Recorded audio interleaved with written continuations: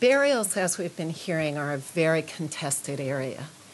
And it's also been an area of great interest to the press. All summer I've been fielding requests for information about funerals. And frequently those requests are framed in terms of, I'll get an email that will say, "You're an anthropologist. Can you tell me about weird burial practices that are promoting contagion?" And I've developed a snarky response, which I'm really sorry about, members of the press, but my response to questions like, why would Liberians risk their lives to handle dead bodies?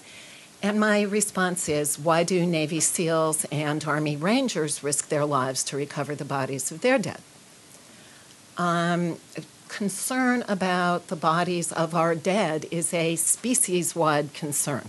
It is not a Liberian concern. It is not an African concern. It is a concern of all humans.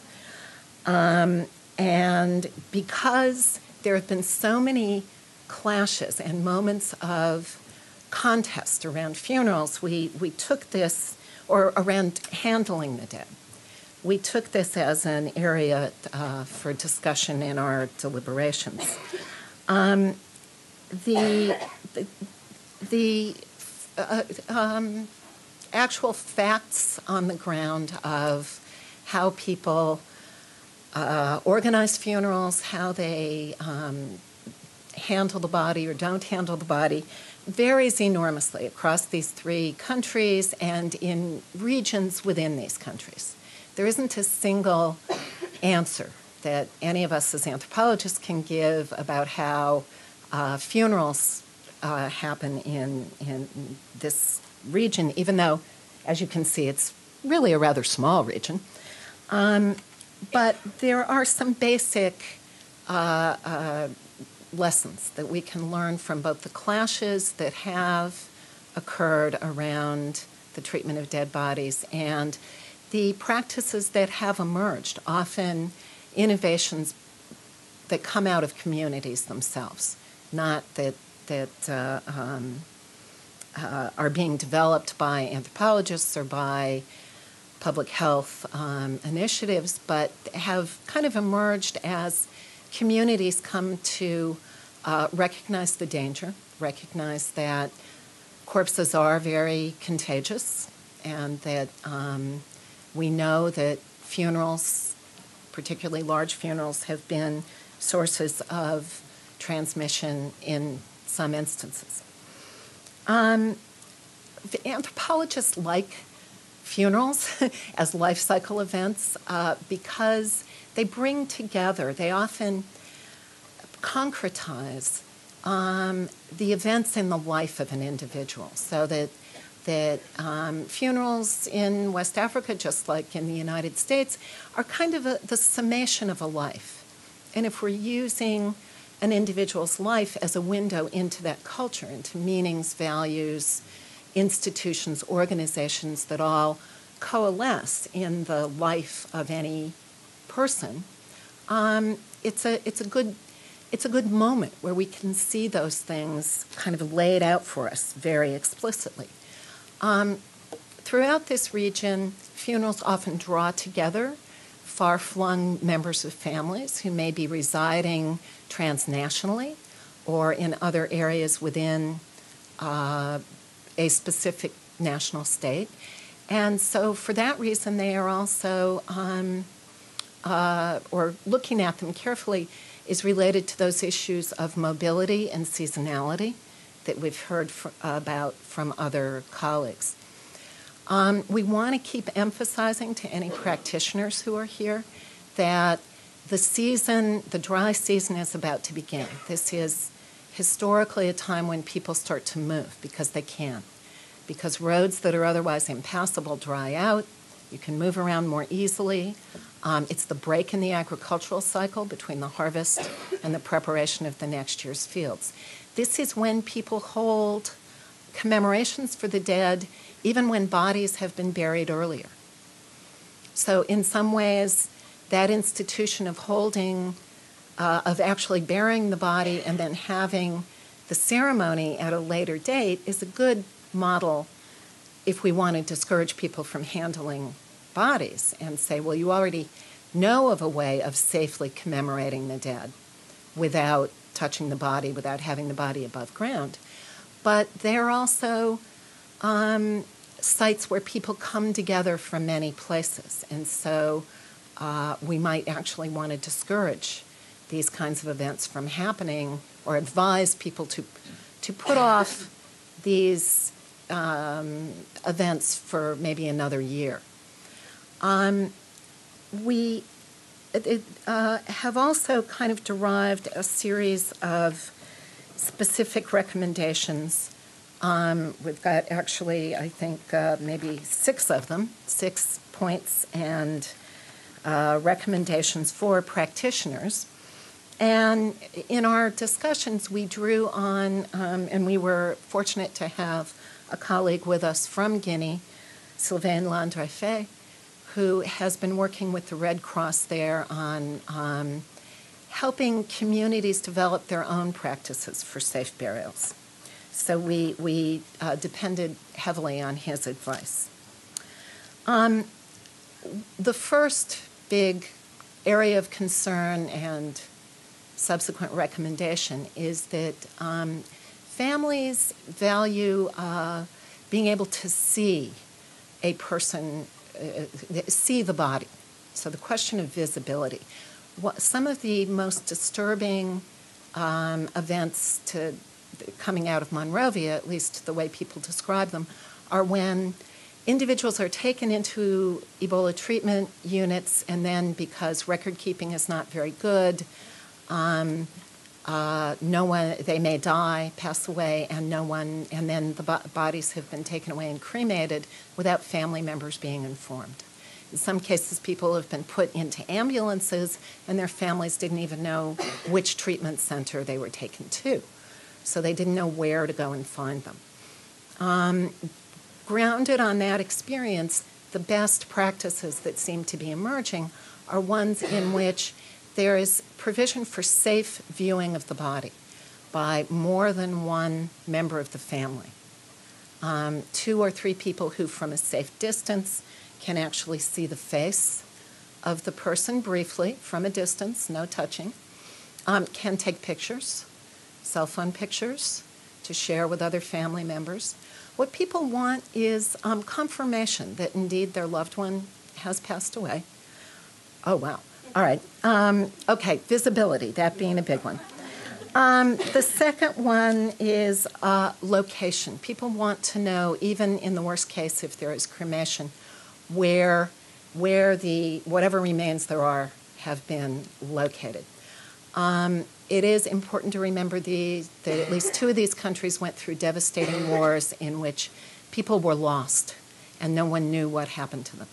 And I've personally heard Liberians describe their distress at just walking around and not knowing if they're walking on ground that has bodies in it, or if their loved ones are somewhere in the ground and are being walked on. And they don't know. So having a specific location, if bodies must be cremated, then at least knowing where the remains of that process have been placed. So cremation being, have a location being important. Third, respect for local expertise. This includes religious practitioners, people who traditionally handle bodies, including embalmers and funeral specialists, and others who one can trust with handling human remains. Fourth, when practices emerge that turn out to be acceptable, both from an epidemiological point of view and a cultural point of view, share those with other communities. So saying to people, your neighbors up the road developed this practice, would this be acceptable to you also?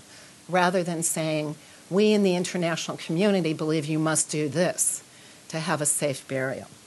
Fifth, to pay attention to spillover effects. In Monrovia right now, which is a city with surrounded by water, without a lot of land values are being affected by burials. And people are concerned about that. They're also concerned about the environmental impact of both burying bodies and burying cremated remains. And finally, we urge many people to start thinking of the issue of memory. Here in the U.S., we build elaborate memorials to the people who died on 9/11. We have memorials representing the dead from various wars. This is a catastrophe that people in the region will need to think about how they want to memorialize in some lasting imprint on the landscape. Thank you.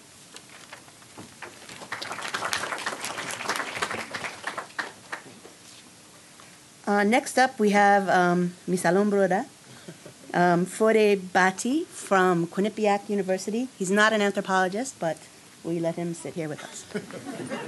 Thank you very much, Susan. So thank you very much, everyone, for being here. Thank you for your interest. You are clearly sending a message that we're all in this together, and it's a very positive one, given the nature of this crisis and the localized nature of things nowadays. Thank you to the organizers again. I want to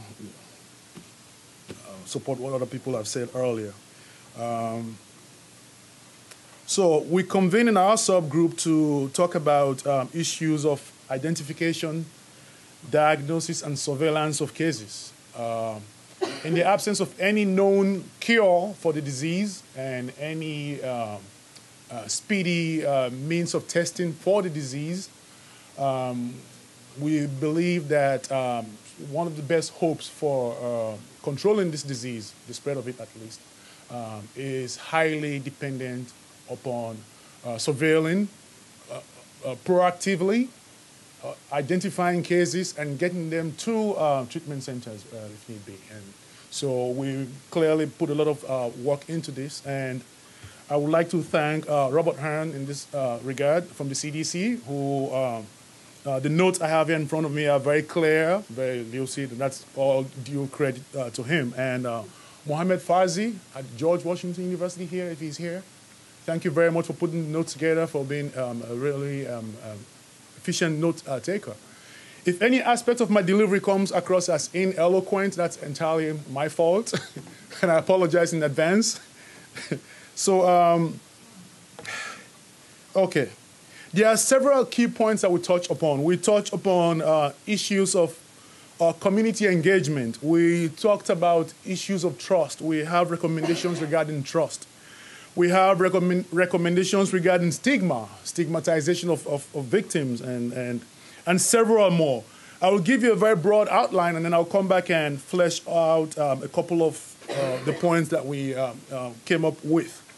But first, let me just preface my remarks with a very quick, short story, if I can. Everyone, those who know Sierra Leoneans to be very humorous. You know, people they love humor and joke and everything else.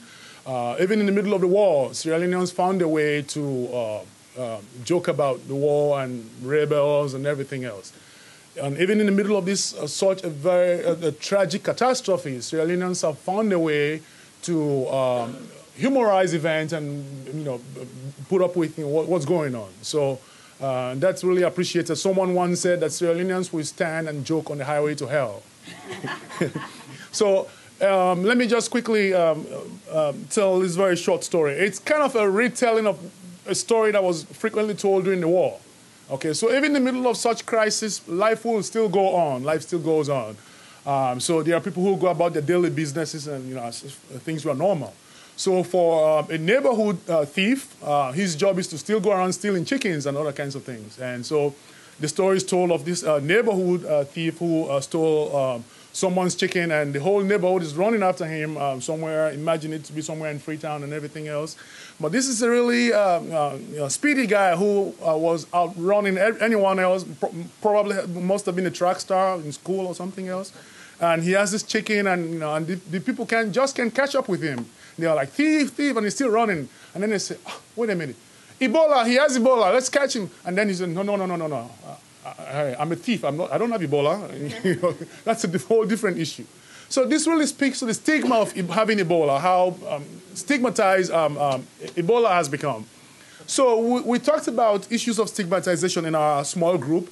We talked about, can we think of policies or ways we can destigmatize this idea of having had Ebola and surviving, which in any case really could be used, given some of the past cases in terms of, Adia talked about plasma issues, plasma transfer. People have talked about things of that nature. So someone else did, maybe not Adia, someone else.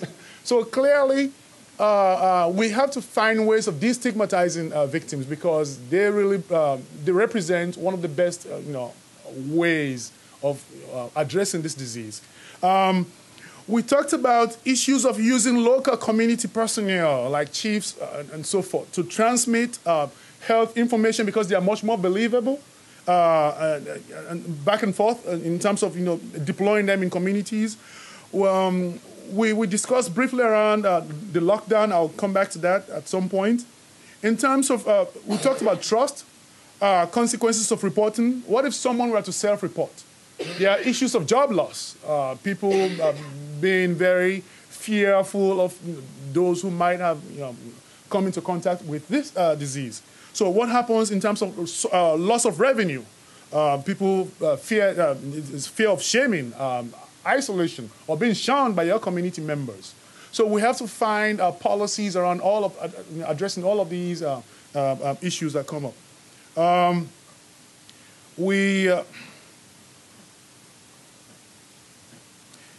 There's also this perception that's kind of hindering what's going on about addressing the disease, and that's it's largely seen as a poor person's disease, given the nature of cases that have been so far. And so those who are maybe a little bit more affluent think maybe that they are immune or not as susceptible to the disease. And that clearly will hinder as far as efforts go to us, identifying and reporting cases. We talked about, well, we asked questions, is self-reporting possible? And we also talked about, one other thing that we talked about is the sequence of the disease. There are no clear ways of identifying what symptoms are of Ebola, given that, again, things are so fluid and constantly changing. Someone has diarrhea today, another person has their Ebola is manifested differently. How can we find a way to correlate all of these different symptoms and have a consistent basis which will really help in identifying or helping people to self-report? That you know that if your finger is itching that it's Ebola, that you should clearly go, something like of that nature. That's to just use an analogy. Clearly, we emphasize a lot about destigmatizing the disease, providing resources to people, testaments of survivors. Maybe this came in with incorporating the experience of the lady from Nigeria who survived the disease. I remember, I think that. Yeah. So we talked about a basic list of symptoms. Am I doing on time? Yes. Okay, I'll try. Provide a basic list of symptoms. So that when people perceive symptoms, what do they do and where did they go? Issues of that nature. We talked about. Again, I have very clear notes in front of me. I'm the one who's been ineloquent about this. We talked about the lockdown, that Sierra Leone had. What was the effect of the lockdown, the 3-day lockdown? And clearly, there's some amount of variation in terms of how people responded to the lockdown. As Robert put it very nicely, it might have helped reduce intra-household transmission, but then subsequently increase inter-household admission, right? Transmission, rather. That's so, for example, within the household, might have increased it, but across households might have decreased it. Okay, and that's one of the, and you can certainly polish some of these points that I'm making here if you feel they're not as representative of what we said. So the lockdown was intended or used to disrupt transmission chains, and so we can think about policies as far as surveilling and identifying cases go in terms of how well the lockdown break some of these transmission chains and reduce the possibility of those, especially who are vectors of the disease, in terms of how they go about doing their business. This is outside of the group. I have talked about issues of identification, but there was a very heavy debate between Adia and myself and a number of other people on some panels. So I'm not even going to mention that. I will. I will. So there are reports of some people having escaped to farms, farm residents. People need food. Maybe the lockdown could have been made more effective if it was followed up by food distribution networks as well from the WFP and others. And there are clearly issues of that. Okay, I think I'll stop here for now, and I can willingly polish some of these points if someone were to ask for clarification. Again, thank you very much to the members of my group for putting this together. This was clearly clear.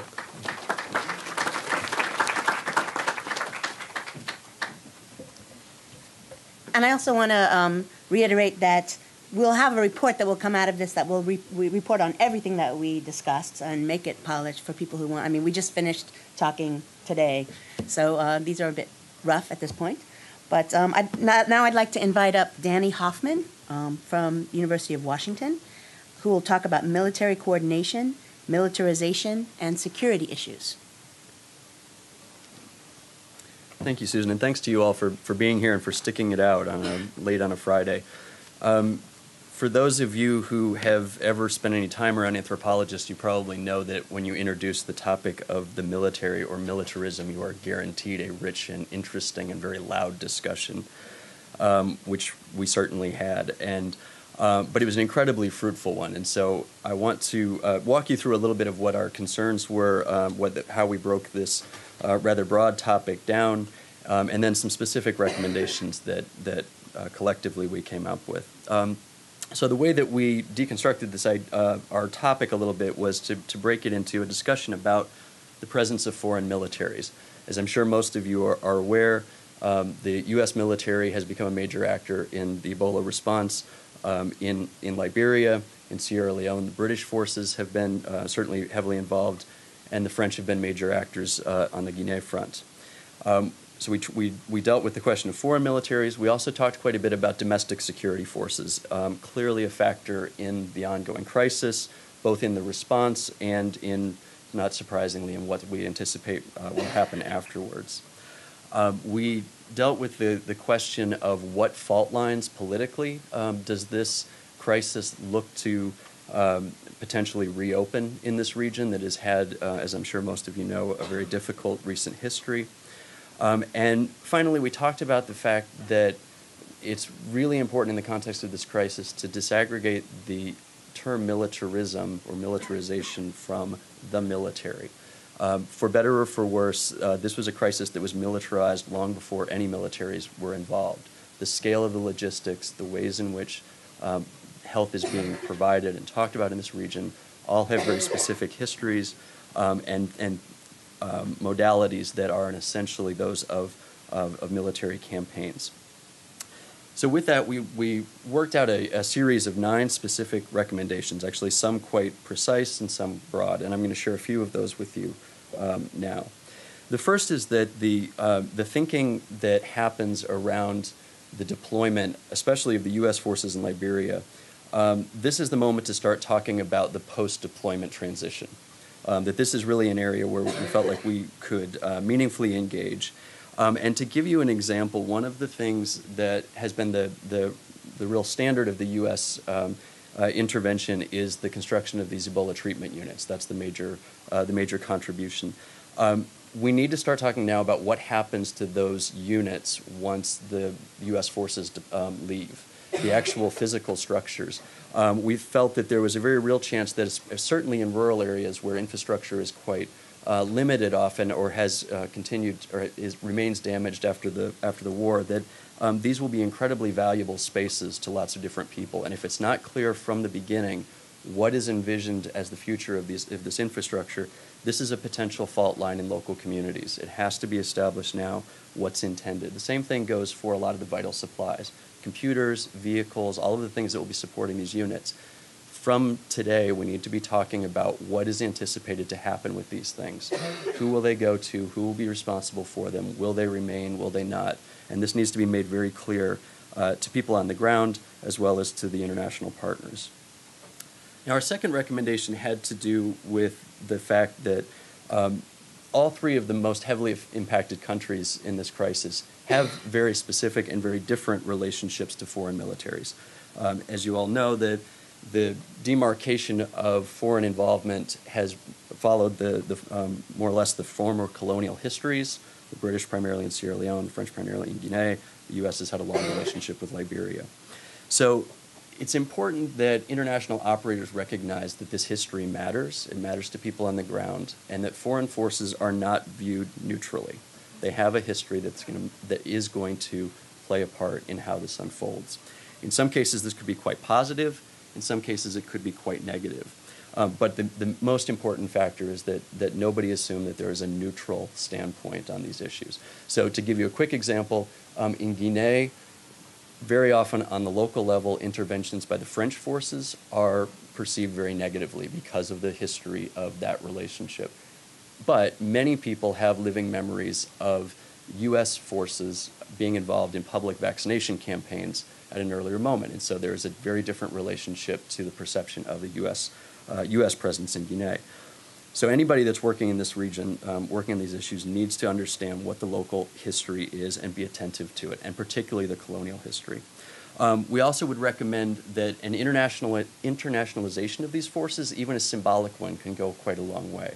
And here we would encourage everybody that's operating on the ground to think about the possibilities of deploying things like African forces from around the region, from around the continent, and particularly those that have had experience in public health campaigns in the past. The Ugandan military has been involved in similar kinds of health crises. There are a number of foreign militaries that are involved in UN deployments, the Namibians in Liberia, that actually have quite positive relationships with local communities and could be a real resource. And finally, on this point, we recognized that perhaps for foreign militaries in particular, the issue of transparency probably matters more than it does even for international NGOs, that there has to be the perception these outfits are being completely transparent about how decisions are being made and what sorts of resources they're deploying. Now, moving a little bit to the domestic front, all three of the countries in this region have recently reorganized their security forces, both the police and the national forces. There's been police training programs, and there's been reconstitutions of all of the armies. In a few cases, this has been very effective, but the overall public perception of domestic security forces remains incredibly negative and untrustworthy. And this is a fact of this crisis that I think any of the international partners need to be aware of. It is possible to find trusted local partners within the security forces. The family support units of the Sierra Leone Police Department being an interesting example, where it generally has a greater buy-in from local communities. But for the most part, the idea of relying on the professionalization campaigns of local forces is probably a mistake, that this is not a process that is complete. Now, one of the things that we spend a lot of time with as well is the question of communities attempting then to police themselves. We've seen a number of incidents over the course of this crisis of communities coming together to block access into into villages, into regions. We expect that this is something that is likely to continue. Certainly the longer the crisis goes on, the more likely this sort of thing is to spread. And there really are two models for how to respond to that. The one, Doug Henry mentioned this earlier, is the idea that health teams coming in to impose isolation or to pick up the dead need to be accompanied by security forces to protect them and possibly disperse crowds. Every time that has happened that we're aware of, the results have been negative, and the possibilities for escalation are huge. The most successful point of contact that we were able to document actually occurred in Mali, when the team that was coming in to try to set up an isolated area arrived with bedding, arrived with fuel, arrived with basic food supplies. And so we felt very strongly that one of the things we wanted to recommend is that people recognize that the initial point of contact with communities that are being asked to do things that are difficult and uncomfortable is absolutely decisive, and that the way to stop these from becoming security issues is to adopt the Mali model. Now, for many of us that were involved in this conversation, youth is an issue that we have focused on in our own research, and it's an issue that we wanted to discuss here too. The parallels between this current crisis and the wars in Sierra Leone and Liberia have been noted, and there is some concern about the mobilization of youth possibly reigniting some of the same networks that were essentially the militia movements and rebel forces during the conflict. And so the youth mobilization is an incredibly important part of this campaign, but it has to be done intelligently and with a great deal of local context built in. And so our recommendation on this front was that groups that are interested in working with youth groups need to know who they're working with. They need to work with groups that are locally recognized and that are locally held accountable. And the way to do that is to find those that pre-exist as opposed to groups of young men who are volunteering themselves without necessarily being recognized in their communities as having already built-in accountability and oversight. Now, finally, the sixth point that I wanted to bring up here is that we all need to recognize that we are creating an economy in this region. The Ebola response is huge, and it is going to have long-term effects that affect the livelihoods of a great many people. It is not hard to imagine that the transition, the post-Ebola transition, is going to be a point of conflict over resources and a point of conflict over access to the post-crisis interventions. So we're asking or recommending that anybody who is involved in this at the moment be aware of what successful strategies were put into place in the aftermath of the war for local level conflict resolution. There were a number of things tried. There were a number of local structures that were adapted to deal with exactly this problem only 10 years ago. And we need to have an ongoing dialogue already about what worked and what didn't, because we can anticipate that just the sheer scale of this intervention is likely to lead to a great deal of local conflict, and we need to be thinking now how to deal with that. So thank you all very much.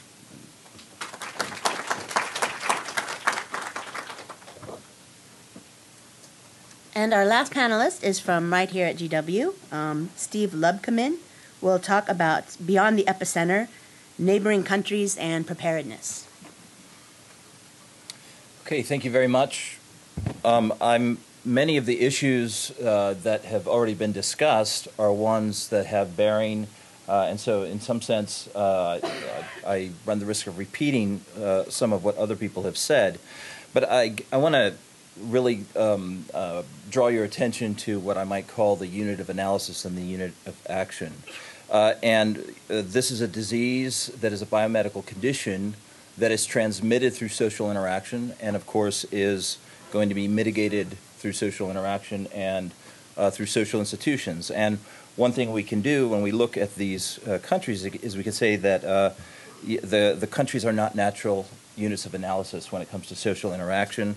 But interestingly enough, they are very much the units of intervention when it comes to mandates, and it comes to organizations, and it comes to thinking, and that is going to raise a series of issues which we can't untangle now, but it's important for us to think a little bit about.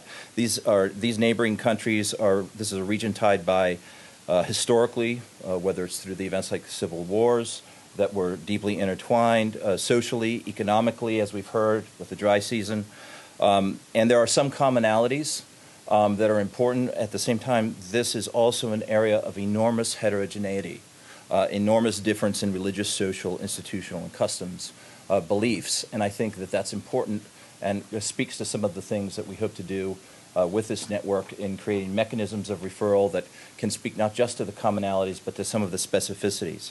So we've already talked about the porosity of these borders and the role of mobility, and that we are entering the season of mobility. And I think that this, in our discussions, we raised cautions about data and sort of premature conclusions. If we look at the situation, as Nigeria has been declared Ebola-free, that's a very unusual situation. You have a very high visible official who arrives and is perhaps the exception, can be located very quickly. And I think that the model that we might want to think about more is the girl on the bus to Mali, which is likely to be much more typical. And so I think somebody said, as mobility begins, are we going to see more cases? And I think that that is likely. And accordingly, as we look to the neighboring countries, as we look beyond the borders of this joint unit of analysis, it's important to invest in preparedness in these neighboring countries. This is something that is, we begin to talk a little bit about what exactly that could involve and what might be most effective.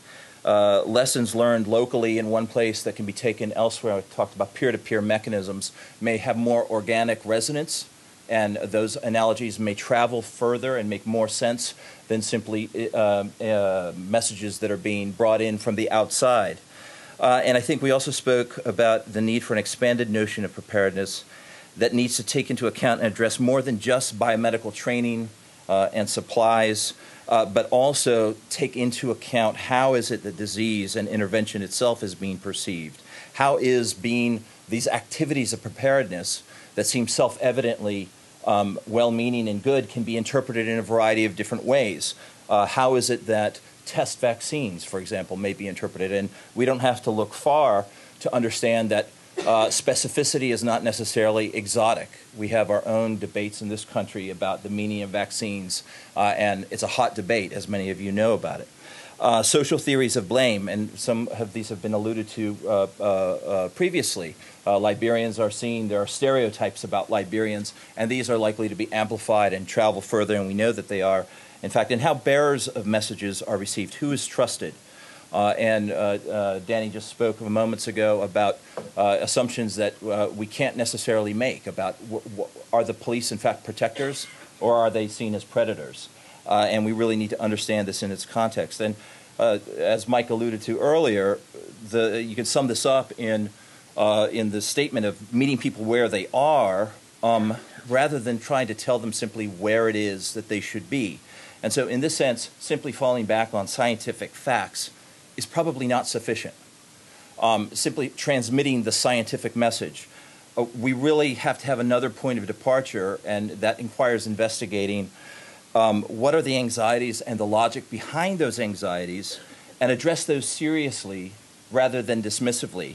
And I think we could say this even in the U.S. case. It's not illogical for people to take note of a contradiction between what is recommended for the U.S. military in terms of quarantine and what is being dictated elsewhere. And we shouldn't look at that and say that perception is simply based on faulty science. It's based on a logical calculation.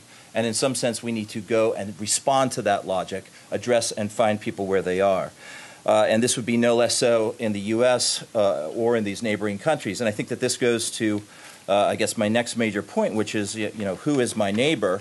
And I think that we can think geographically the neighboring countries such as Cote d'Ivoire, Ghana, Nigeria, and Senegal. But really, in a globalized world, a neighbor is socially defined by social interaction. Again, socially defined networks, not just geographically. And so, when in a place where the planes leave and go to Brussels and Kenya and South Africa, before they necessarily go to the next country over, these places are also part of the neighborhood. And I'm reminded of the fact of one of the ministers in Liberia a couple of years ago told me that, in fact, Liberia did not have 15 counties, that the 16th county was Providence and the 17th county was Minneapolis and the 18th county was Washington, D.C. And so in some sense, when we ask the question where in the world is Liberia or where in the world is Sierra Leone, it's also here. And I think that this brings the question of diasporas. And the diasporas of these countries, which are significant, and they have a variety of forms of influence back in their countries of origin in West Africa. And these have to be factored into strategies for addressing the epidemic and its impact. So just examples, at the private household level, they have a very broad and comprehensive reach through remittances that they send, but also through communications with relatives through cell phones. And there are some real possibilities, possible opportunities for better utilizing this mechanism to convey important information and maybe to obtain information from the ground that should be thought about. So you may not be able to travel to parts of LOFA, but we can possibly reach out and touch someone with a cell phone in most parts of LOFA. And we need to think about what that means. The diaspora can and also at times has been a source of disinformation and of rumor, particularly in public forums, more so than private channels, often motivated at times by political interests. And this is, it is the political season in Liberia, and there's a long history of people in a context where the state has been mistrusted. In fact, a long history of rumors circulating and crises being generated for political means and for political ends. And this is an important aspect of this context. And I think ultimately what we have to say is that one way or another, the diasporas, the 17th, 18th, 19th counties, or in Sierra Leone, I wouldn't know exactly how to position those, but they're an important part of the social circuitry through which information about this epidemic is in fact traveling, and which therefore can affect perceptions that influence social behavior. And I go back to the fact that it is social interaction that is the mechanism through which this disease is transmitted, but also through which it will be mitigated. So we're also concerned that there's rising evidence of stigmatization against Liberians, Sierra Leoneans, and Guineans. We already mentioned this throughout West Africa, but also in locations of known concentration throughout North America and in Europe. And we could tell many particular stories about this. Such stigma, together with the growing tendency to treat Ebola as a security threat rather than primarily a public health problem, could prove ironically counterproductive in terms of encouraging behavior that will help stop the epidemic, such as self-reporting. And let me just give a very quick example of this. If you have members of a community that has lost its legal status because temporary protective status was not renewed, there are already a series of disincentives to report that have nothing to do with that, but you can imagine why that would be problematic if you believe that by reporting you could implicate somebody in your family, or for contact tracing. So there's a lot of incentives to hope that in fact what you have is malaria. And we need to think about this, and an approach that securitizes public health, pits the fear of security against the fear of health, of maintaining good health, and that may not be productive, whether in West Africa or here. And one thing we can think about is redoubled public education in hosting cities, dialogue, places that have large diasporan concentrations, and in the border. There's a lot of specificity to that. And I'll conclude with one final note that I think is a reflexive one for those of us who are based at universities. We've noted also that there's been a range of responses from U.S. university institutions, and in some cases anthropologists who could bring their expertise to bear have been kept from doing so by institutions. Institutions who apparently have been driven by the interests of risk management departments, who may themselves be poorly informed and are arguably driving such processes. In some cases, this may be preventing relevant expertise from being brought to bear, and so we would call for a revisiting of that type of policy. Thank you.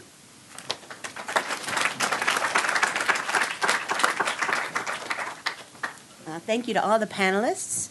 We're a little bit behind, but I'd like to still keep our full 20 minutes for question and answer, assuming we have questions. Is anyone interested in asking a question or making a comment?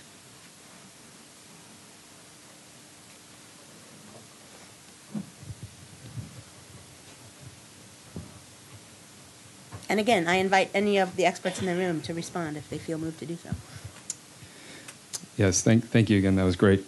A question dealing with identification and surveillance that was mentioned, and I'm going to frame it particularly in the context of Liberia. We saw the initial phase of the Ebola crisis was an extreme shortage of beds, people dying outside clinics, and so there was an immediate need to build these ETUs to get more and more beds available for people. Now, in the past week or so, we're seeing in Liberia the number of cases reducing. A lot of times, these ETUs are only partially occupied. In some cases, like around Foya, where was the epicenter of the outbreak in Liberia. This past weekend, there were 0 of the beds in the ETU that were used. There's 2 that came in early this week. But there are maybe 30% occupancy in these places. So we're seeing this clear transition now where the focus is going to be searching and identifying and monitoring people that are not coming to the ETUs. And I want to know what the experts think about what problems could arise in that process, because it's no longer self-reporting, but going out to these communities, tracking people down. So please. Who wants to take that one? Maybe I can make a quick comment. Do you want to use the mic? That mic? Yeah. Clearly, what you're referring to, and that's a great question, by the way, what you're referring to is a gap between the patients, maybe, okay, the needs, wants, and the resources that are there, okay, and that's a continuing problem of, the delivery of public, programs. I remember a few years ago, some economists won the Nobel Prize in economics for pointing out why is it that there are sometimes exist jobs in society and yet the unemployment rate is high. There's always a gap between people looking for work and the jobs that exist. So I think eventually we're going to have to find much more efficient ways of letting people know about these ETUs and getting them there. At present, it just seems as if there is a gap that these facilities did not exist 3 weeks ago, a month ago, and then suddenly you say there is something around the corner. You have to let people know that it is around the corner and go there and get treatment. So that, I believe, is my take on what's going on right now, where why a gap exists between the ETUs and empty beds and the number of cases rising. Okay, so. I mean, there are multiple possibilities, right? And another quite likely possibility is that people are very well aware that the ETUs exist, but they're not coming, right? And so I think this speaks to the local person. And again, you can be dismissive of that, but in fact, if all you do is see people go into ETUs and never come back, what does that mean? And so I think that this speaks to earlier recommendations about the very first panel. We have to understand how people are perceiving this. What is the logic? And then what are the alternatives that they're, if we're looking at community-based care systems as alternatives, it may be that, that the international response has to pivot in a way that responds to what people are willing to do and not willing to do in this respect, and recognize that that response is not necessarily an illogical one. Can I inform that as well? I think that we also need to look a little bit at the very, very recent history, which is that when there was a surge of Ebola cases in communities and people were pouring into ETUs, the international response was to build more ETUs rather than go to the communities with something like the Mali model. And the community, and furthermore, the international messaging response was to tell people to keep coming to ETUs, even though when they were coming, they were being turned away. So my initial response is to think that anytime you go to anybody in a community, there's a possibility that you may be well received if you are approaching the community if you're coming to the community where they are, right? As a community that is already dealing with an ongoing condition of severe morbidity and severe mortality under all conditions and not just under the conditions of Ebola, right? So these community care centers are being put into place, but one of the things that we recommended is instead of shifting from ETUs to CCCs to home-based care and then back again and back again and back again, the most sensible structure to put into place is a variety of different models that makes people maximally equipped to pursue multiple strategies according to the needs of their communities, right? Don't shut down ETUs and set up CCCs. Don't shut down CCCs and set up home-based care. Keep them all open. Make the messaging more complex, go to people in their communities, inform them of what you're doing, apologize for not having been open in the first place. I know that it's a little bit embarrassing, but it will be well received, right? And move forward from there. And you don't know how they're going to respond because they have a lot of good reasons to not respond well and to respond well. You got a hand over here? Just a quick follow-up. Can anybody comment on the role of Cuba? We don't talk Yay, about Cuba. That's my very much comment. in the United States, but let's talk about Cuba. They sure do. And does it work? They're working. They've also been training most Indian doctors for the last 50 years. A big part of the We're not picking up on the mic. Yeah. Give Mike the mic. Cubans have been training Guinean doctors in the medical faculty at the University of Conakry going back to independence, so for over 50 years now. And yeah, so in the context of socialist to socialist collaboration. But that's continued well after '84 when socialism ended in Guinea. And ironically, a Cuban doctor died of malaria in Conakry. And he was buried in Conakry, which is quite ironic. You go in to treat Ebola, and you die of malaria in Conakry, and you're buried there. It's quite striking. Hey, thank you. This has been really fantastic. My name is Catherine Holmson, and I'm at the Johns Hopkins University Center for Communication Programs. And I have to say, I work mostly with non-anthropologists, and I'm an anthropologist, and I really feel like the presentation of the information, I feel like, whew, thank God. That was My people. all of my colleagues were like, wow, this is really great and interesting. So fantastic. The question I had was about the internationalization, particularly of African forces, military forces coming into Guinea, Sierra Leone, and Liberia. What is the potential impact on those countries from which those military forces would come in terms of both certainly stigma and fear for the returning forces?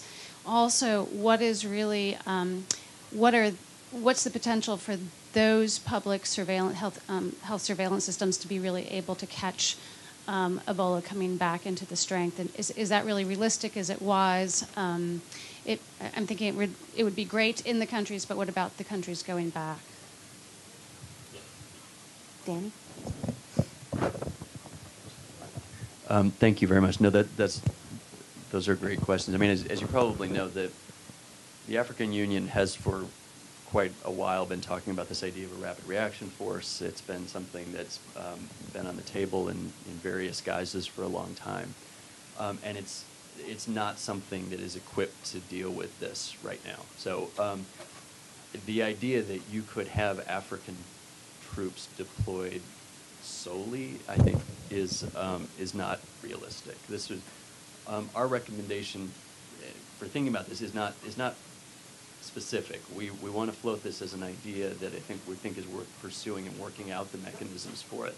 But I think everybody realizes that it's not realistic that you could ever have a multinational African force in place with all of this infrastructure needed to do exactly what you're talking about, whether it's isolating troops after deployments, whether it's putting public health campaigns in the contributing countries, right? All of these things that would really need to be a part of this. But that said, the UN and a number of the regional blocs do have a great deal of experience of putting together multinational forces. And again, this is one of the experiences of this region is that even a symbolic intervention of a handful of people can change the perception radically on the ground. And so there would be a number of things that one would need to think through, but the logistics of it may not turn out to be that significant if you figure that a very small detachment could actually have a great deal of symbolic weight in terms of just making this a perceived to be a multinational as opposed to recolonizing presence. So all of this is to say that I think your points are very well taken on to how this would have to work on the ground, but it seems an idea worth pursuing.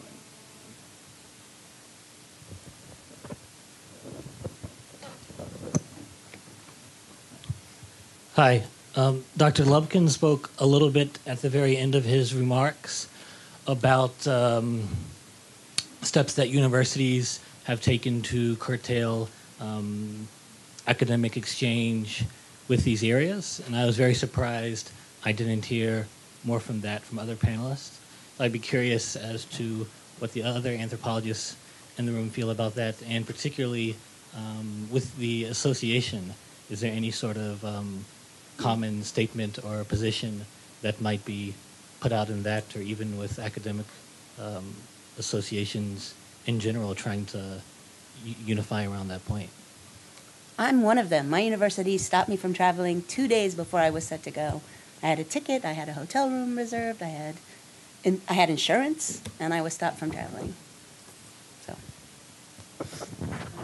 I'm going to be careful here not to slam a neighboring institution, but the Liberian Studies Association, which is a small scholarly association that's actually quite venerable. It dates back to 1967 and has continuously published a fairly good academic journal since that time, and which meets annually.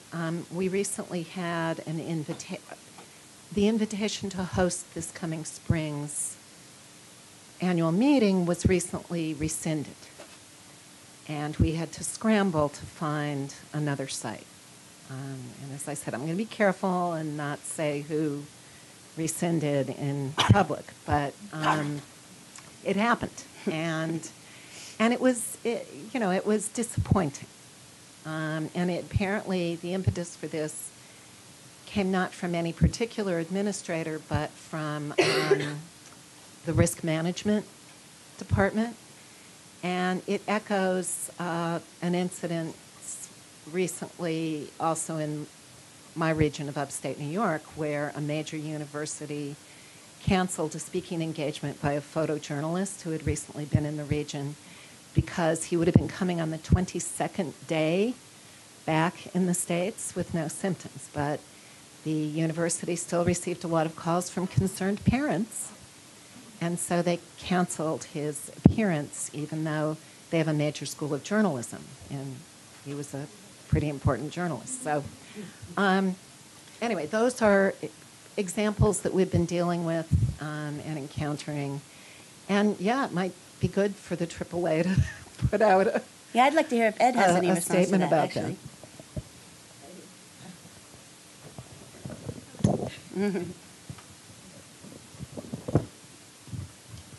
that. So we've heard today from a number of sources about the hurdles that need to be overcome in supporting visiting consults and doing field work.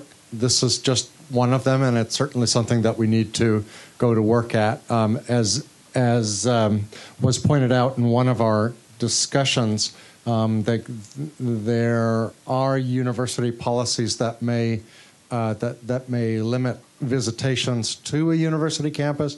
There may be university policies that limit the support provided to faculty and staff and students for traveling to affected areas, but there may not be a way to formally insist that universities allow staff, faculty, and students to travel somewhere but to eliminate the hurdles that prevent them from doing so may indeed be something that the association can weigh in on.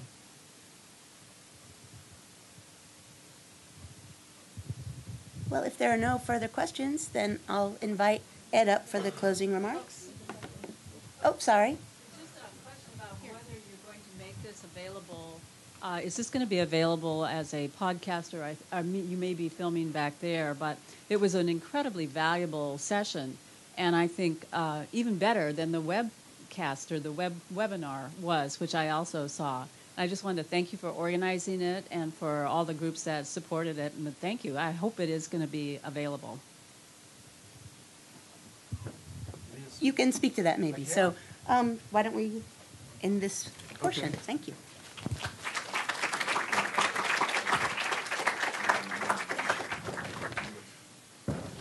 So I recognize that I stand between you and whatever you do late on Friday afternoon, so I'm going to be brief.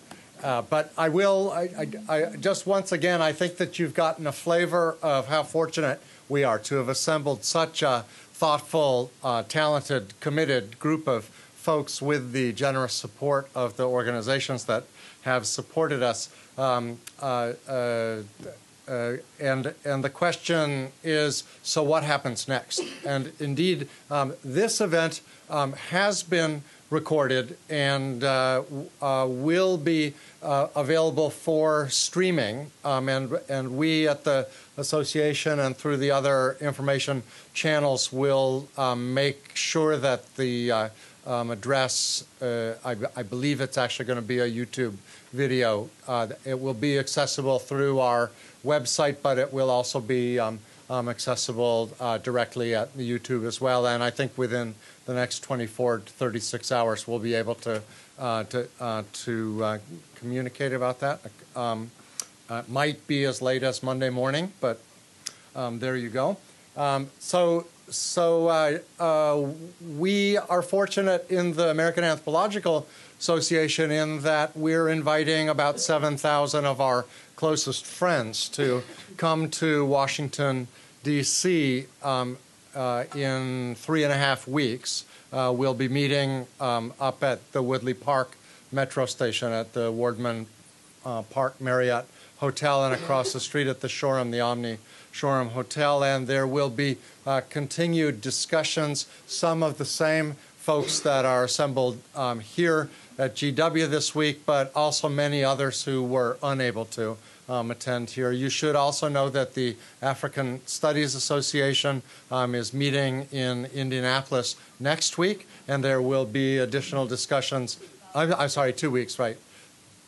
Lost on time here. In 2 weeks, so there are formative discussions that I think will continue over the next several weeks. We have in front of us an ambitious program. However, we feel compelled to try to push out some of the immediate recommendations that have been generated over the discussions over the past couple of days. We will be summarizing highlights from these discussions in a brief report that will be available probably by the end of next week, that we will call a lot of attention to as we as to where it's available. We will be focused on building an organizational platform that will take the form of a network that enables us to link up with sister societies and other institutes, centers, and organizations that share this common interest. We're guided by a number of principles, including working agilely, being focused, being excellent with the work we do, being open and transparent, and not duplicating one another's efforts. If somebody is already working on this, we really do not feel that we need to assert any pride of ownership about this, as long as the work is getting done. So we will be refining the information architecture that helps promote the exchange of ideas, that creates and expands on a repository that our cousins in the UK have already established. We talked about establishing an expertise database so that it's easy to locate people with specific forms of expertise. We need to mobilize a network of funding organizations to help put people with great ideas and energy in touch with people who have the resources to be able to help make that happen. We need to look out to the longer-term horizon with plans for peer-reviewed publication of some of this material. It's one thing to get the stuff together fast, let it germinate, and then be subject to peer review to assure the quality of what's being produced in the name of anthropologists everywhere. These publications, we will aim to make them openly accessible so that there's no barrier to our colleagues anywhere being able to read and use and comment and advance the state of knowledge. We need, as we've just said, to work with universities, with other organizations, including the United Nations mission for emergency Ebola response, on the overcoming the hurdles and establishing the mechanics that'll facilitate visits, consults, technical assistance. Those hurdles are in place now, but we think that there are ways of helping to overcome them. We need, as you heard in Danny's presentation, to build concrete approaches for engaging with governments and with military service in ways that are supportive and understand the operating context in which these governments and military organizations work. We talked a good deal in the last day and a half about strategizing on how to help reframe public opinion, not only in the U.S. but elsewhere, through media engagement and also through the mobilization of diaspora communities who can serve in many instances as trusted sources, authoritative voices to engage in communication with. And then finally, this organizational platform, this network, needs to have at least part of its attention focused on generating new research ideas and discovering innovations, making it possible for teams to form of an interdisciplinary, international nature, and to connect those teams with funding resources as well to make that happen. It's an ambitious agenda. The association will be committed to pursuing this. We will be looking for linkages to sister societies and other interested parties. A lot of work to do, room for everybody to contribute to it.